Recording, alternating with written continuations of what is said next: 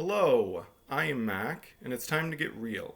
I'm going to start a new series on underhanded tactics that both sides of the political spectrum use to get people onto their side. And the first tactic we're going to be talking about over the next several videos is scapegoats. Now, everybody knows what a scapegoat is. Anytime something really bad happens and people point finger at a person or a group of people and say it's their fault, they're the villains, they're the ones that caused this, that is a scapegoat.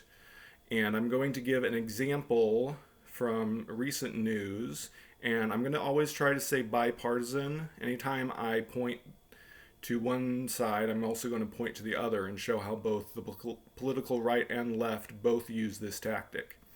Now, right now, obviously, we're dealing with the virus, and what has happened is the left points the finger at the president, President Trump, and say that it's his fault that things are so bad in America because he has handled the virus badly and things have been worse in America because of his choices. And then the president and his administration, the people on the right, are now pointing the finger at China, saying it's their fault that the virus happened and that everything happened. So I'm going to very quickly kind of debunk those things. Obviously, it's not entirely the president's fault that the virus happened. No one's really saying that. No one's saying that he caused the virus.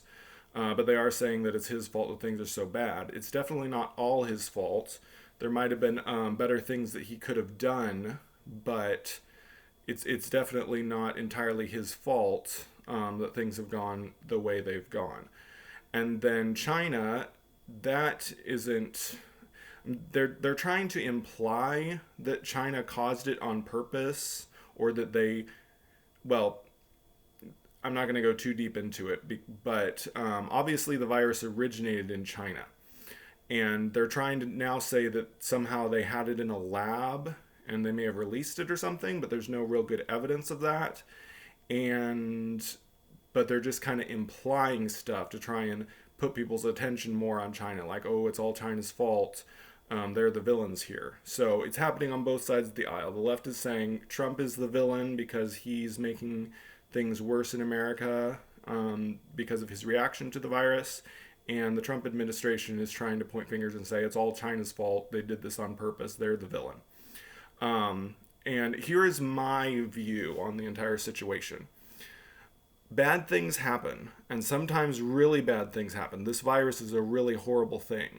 The last number I saw was like 600,000 people worldwide have died because of it.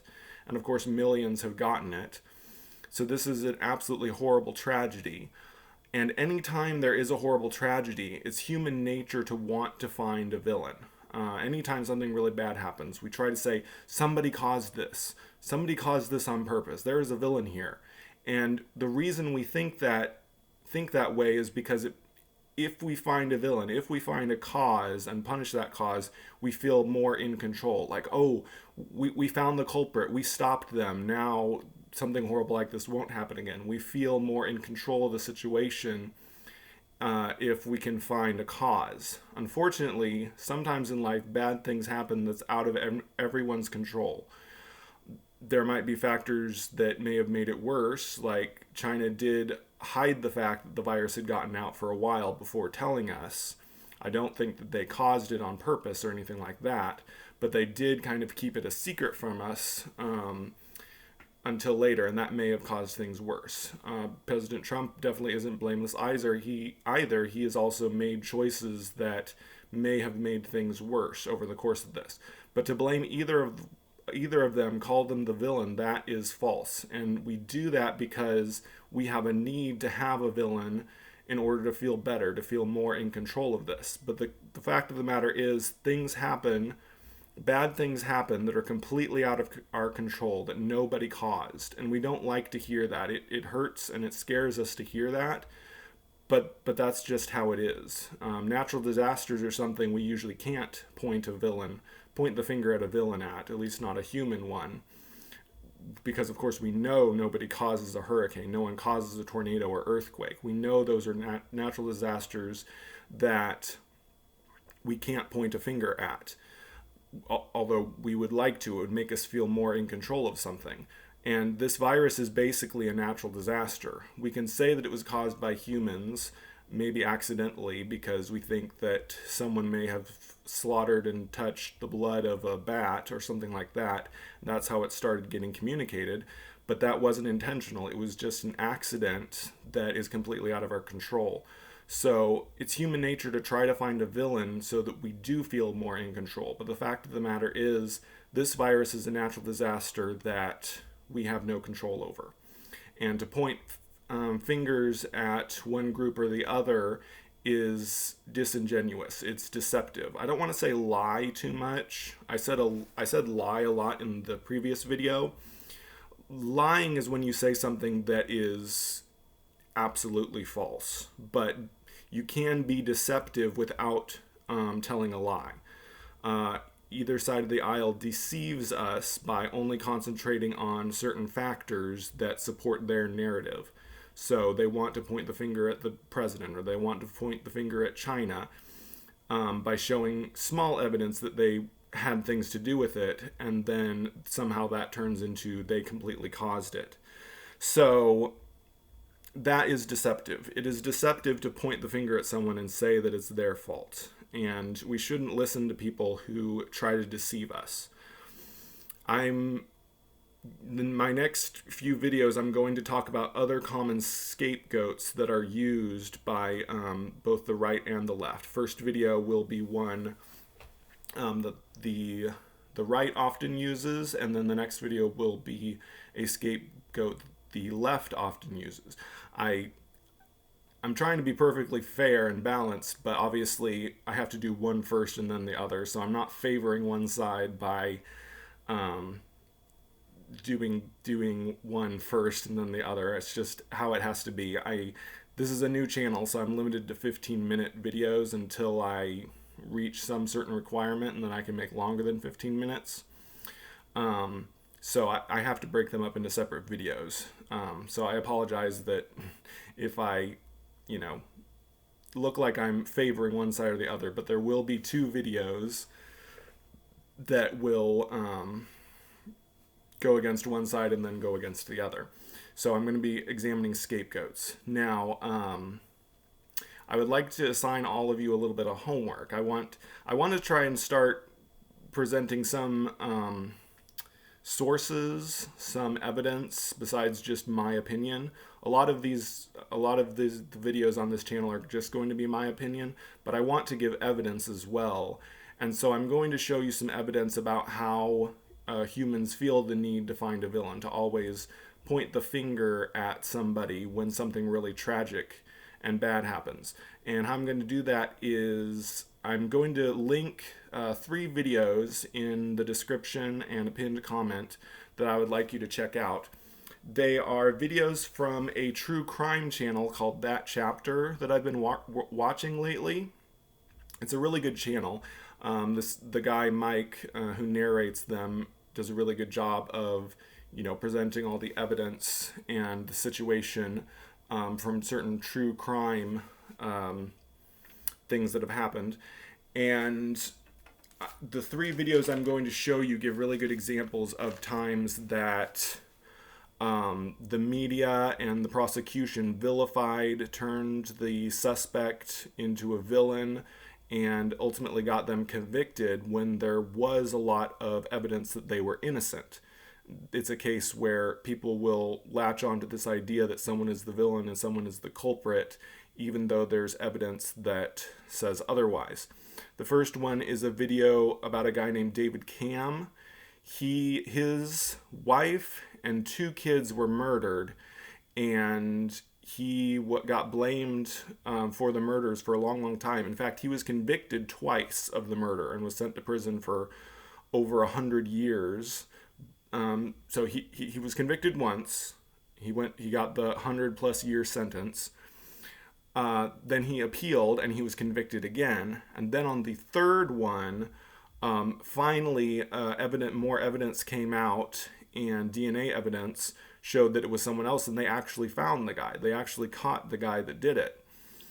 And the reason that happened, the reason he was convicted so many times, was because the prosecution ignored DNA evidence, or they didn't even bother to send the DNA evidence. They said they did, but they didn't. And this has happened in several cases I've seen where the prosecution purposefully did not examine evidence that could have shown that the person was innocent, but it was more convenient, of course, to them to just look at what makes the person look bad. So they found all this DNA evidence on the kids, and obvious evidence that it was somebody else, and they finally caught the guy, and he was finally freed on his third court trial. So check out that video on David Cam.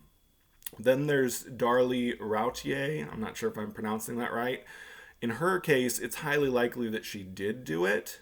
However, there were several big pieces of evidence that, again, the prosecution ignored. There was a bloody fingerprint of someone who was not a member of the family, not somebody who investigated. So two of her boys were stabbed, and she was attacked. She claimed that she had been attacked. But of course, she was vilified, and everyone turned her into a villain and said that she murdered her two sons and then pretended to cut herself. And it really did look like that is what happened. But like I said, there was a bloody fingerprint that didn't belong to her or any family member. And then there was a sock with her son's blood and her DNA found half a block away.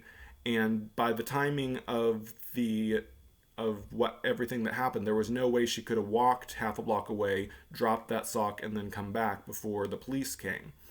So those two big pieces of evidence could have maybe made them decide not to find her guilty, but they still did, and they refused to let her appeal. And then Sandra Melgar is a really sad case. In her case, her husband was murdered, and she was tied up in a closet. And of course, they claimed that she tied herself up and made it look like it was her husband. But in her case, she was incredibly frail, incredibly unhealthy, and her husband was horribly, brutally stabbed in such a way that she physically could not have done that.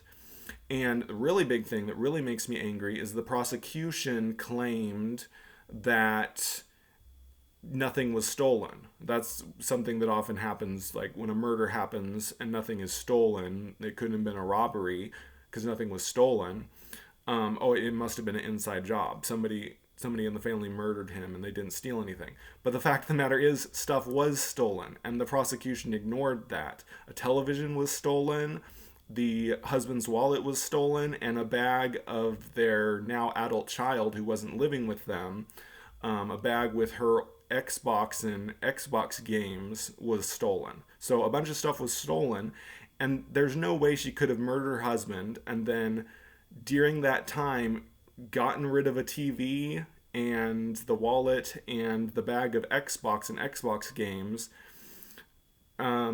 There's no way she could have done that. And the prosecution ignored all this evidence, and she also has been not allowed to appeal. So she's serving life in prison because the prosecution ignored this evidence and they won't let her appeal it. So that one makes me really angry because she still hasn't been freed, even though there's all this evidence. And they vilified her, made her look like a horrible, evil person when it was so obvious that she hadn't done it.